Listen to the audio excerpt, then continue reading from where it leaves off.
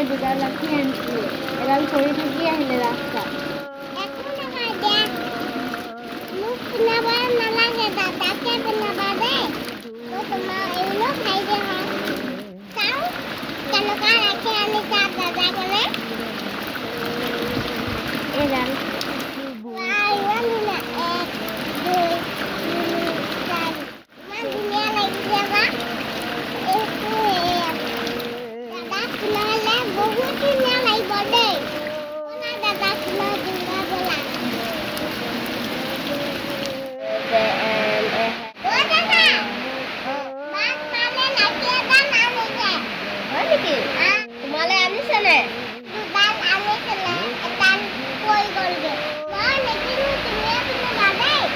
মোক নালাগে মই ডাঙৰ নহয় তুমিয়ে পিন্ধিবা দেই